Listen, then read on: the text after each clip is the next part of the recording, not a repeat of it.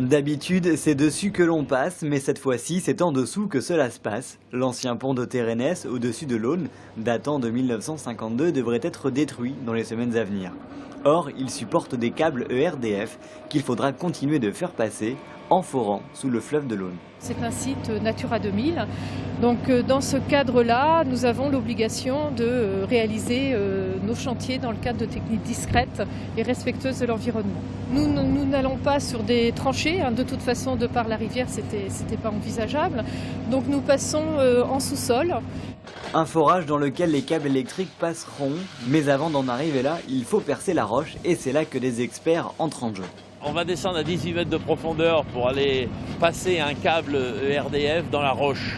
Alors techniquement, nous avons la foreuse qui est installée ici derrière nous, qui va faire un tir, ce qu'on appelle un tir pilote au moteur à bout, qui va aller creuser et fouiller la roche. On va sortir de l'autre côté, c'est un tir qui fait à peu près 450 mètres d'après les calculs, de rayon de courbure. Et quand on est arrivé de l'autre côté, on décroche le moteur à bout, on accroche un aléseur et on revient avec un fourreau dans lequel sera injecté plus tard le câble ERDF.